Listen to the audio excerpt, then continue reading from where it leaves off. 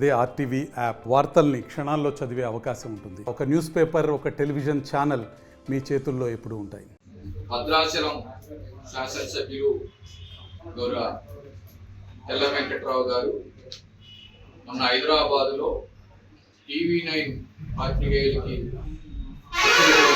ఇంటర్వ్యూలో నేను బీఆర్ఎస్ పార్టీలోనే ఉన్నాను, బీఆర్ఎస్ పార్టీలో కొనసాగుతాను, నాకు బీఆర్ఎస్ పార్టీ సభ్యత్వం రద్దు కాలేదు, అలాగే కాంగ్రెస్ పార్టీ సభ్యత్వం నేను తీసుకోలేదని చెప్పేసి రోజుకో మాట పూటకొక మాటతో కాలం నిలబిస్తాం.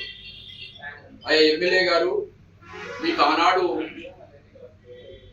శాసనసభ ఎన్నికల్లో పనిచేసి మిమ్మల్ని గెలిపిస్తే అనతి కాలంలోనే నెలలు గడవకముందే మీరు కాంగ్రెస్ పార్టీలో సాక్షాత్ ముఖ్యమంత్రి రేవంత్ రెడ్డి గారు, జిల్లా మంత్రి పొంగిరెడ్డి శ్రీనివాసరెడ్డి గారి సమక్షంలో కాంగ్రెస్ పార్టీ తీర్థపుచ్చుకోవడం వాస్తవం కాదు.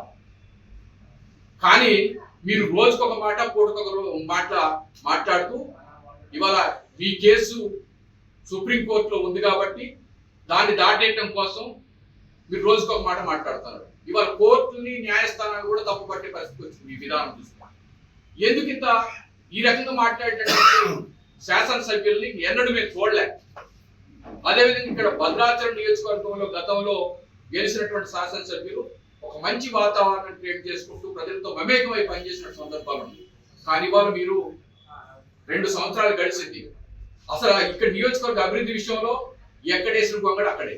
అది మానేసి ఎంతసేపు మీరు ఈ పార్టీ ఆ పార్టీ, నేను బీఆర్ఎస్ లో ఉన్నాను, మళ్ళీ ఇకపోతే లేదు మాజీ శాసనసభ్యుడు పొదే వీరయ్య గారు ఇద్దరు కలిసే ఉంటున్నాము. ఇవేం మాటలు ఏంటి? ప్రజలు ఈ నియోజకవర్గంలో ప్రజలందరూ గందరగోళ పరిస్థితులు ఎంటాడుతారు. అసలు మీరు ఏమనుకుంటున్నారు? మరి ఏం పరిపాలన చేద్దాం అనుకుంటారు ఈ నియోజకవర్గంలో? ప్రజలందరూ కూడా స్వీకరించుకుంటారు. మిమ్మల్ని ఒకటే అడుగుతున్నాం, మీరు బీఆర్ఎస్ పార్టీలో కొనసాగుతున్నాను, బీఆర్ఎస్ పార్టీ అన్నారు కాబట్టి ఈ రోజు నుంచి నియోజకవర్గంలో బీఆర్ఎస్ పార్టీ కార్యకర్తలతో కలిసి నడవండి. మీరు ఎక్కడ ఉంటే అక్కడ మేము కార్యకర్తలుగా మీ ఎమ్మటే ఉంటాం. ప్రజలు ఏదైతే కోరుకొని మిమ్మల్ని గెలిపించారో ఆ వైపుకు మనం అభివృద్ధి విషయంలో పనిచేద్దామని చెప్పి తెలియజేసుకుంటూ, అదే విధంగా మీరు రోజుకొక మాట పూటకొక మాట మాట్లాడేటటువంటి మిమ్మల్ని అడుగడుగున కూడా బీఆర్ఎస్ పార్టీ కార్యకర్తలు ఎక్కడ వదిలిపెట్టరు.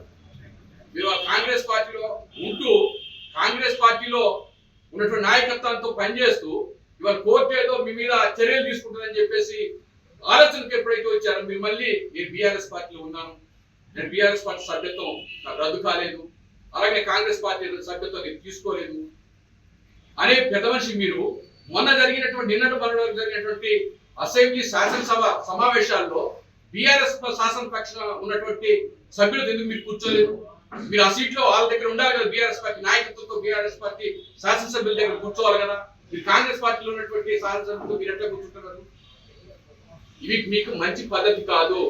మిమ్మల్ని ఈ రోజు బీఆర్ఎస్ పార్టీ పక్షాన్ని ఒకటే నిలదీస్తున్నాం. మీరు ఏదైతే మొన్న చెప్పారు TV9లో ఆ విధానాన్ని మీరు కొనసాగించాలంటే ఖచ్చితంగా బీఆర్ఎస్ పార్టీ కార్యకర్తలు, నాయకులు మిమ్మల్ని అడుగడుగు ప్రశ్నిస్తూనే ఉంటారు.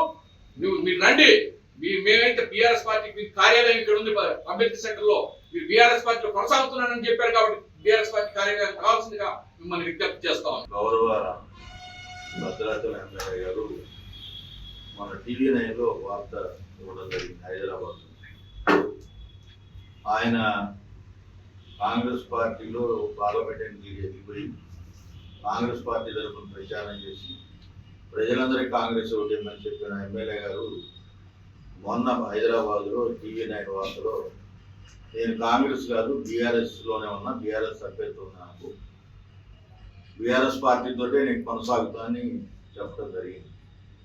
కానీ కాంగ్రెస్ పార్టీలో కండవా కప్పుకొని రేవంత్ రెడ్డి గారు, శ్రీనివాసరెడ్డి గారి సమక్షంలో కండవా కప్పుకొని ఆనాటి నుంచి ఈనాటి వరకు కాంగ్రెస్ పార్టీలో ఆయన కొనసాగుతూ ప్రజలతోటి కూడా కాంగ్రెస్ పార్టీగానే మనుగుతూ మొన్న మళ్ళీ ఎప్పుడైతే ఈ ఎన్నిక రద్దు అయిద్దని వచ్చిన ఆలోచనతోటి మళ్ళీ నేను బీఆర్ఎస్లో ఉంటాను అనేది చెప్పారు. ఆయన చెప్పినందుకు మేమేం బాధపడలేదు. ఆయన వచ్చి నిజంగా అదే రకంగా బీఆర్ఎస్ పండుగ కప్పుకొని బీఆర్ఎస్ పార్టీ కార్యకర్తలు, బీఆర్ఎస్ పార్టీ క్యాడర్ తోటి గ్రామ స్థాయిలో అన్ని ఊళ్ళు తిరిగి నేను మారలేదని చెప్పాలనేది మా ఉద్దేశం. అట్లా ఆయన మారని పరిస్థితుల్లో నేనుంటా కాంగ్రెస్లో అంటే కాంగ్రెస్ పార్టీతోటే ఉండాలి. 2-4 ధోరణితో మాట్లాడటం కరెక్ట్ కాదు. ప్రజల్ని ఇంకా మోసగించడం అనేది తప్పు అనేది మా అందరి అభిప్రాయం. కానీ అట్లే నేను కాంగ్రెస్ పార్టీ తిరిగితే మటుకు మా కార్యకర్తలుగా మా నాయకత్వంగా మేము చూస్తూ ఊరుకోదలుచుకోవాలి. గ్రామాల్లో ఎక్కడ పోతే అక్కడ ఆయన బీఆర్ఎస్ కాంగ్రెస్ తేలేదాకా మేమందరం కూడా వెంటబడి ఆయన ఏ పార్టీలో ఉండడం చాలాల్సిన బాధ్యత ఇవాళ మా మీదకి వచ్చింది బీఆర్ఎస్ కార్యకర్తలుగా. ఎందుకంటే మా నాయకత్వం కూడా ఆయన ఏ పార్టీయో మీరే గ్రామ స్థాయిలో మీ నియోజకవర్గంలో తీర్చుకోవాలని చెప్పారు. అందుకని ఖచ్చితంగా ఆయన బీఆర్ఎస్ కాంగ్రెస్ ఇప్పటితో తేలిపోవాలి. ఎందుకంటే ఆయన బీఆర్ఎస్ పేరు మీద కాంగ్రెస్ లో తిరుగుతూ ఉంటే చూస్తూ ఉండడానికి మేమేమి రాతగనడం కాదు. ఖచ్చితంగా ఈ రాబోయే కాలంలో ఆయనతోటి పెద్ద పోరాటం ఉంటుంది. మా కార్యకర్తలు కూడా ఆయన బీఆర్ఎస్ కాంగ్రెస్ చెప్పేదాకా మేము తెలుసుకోదలుచుకున్నాం.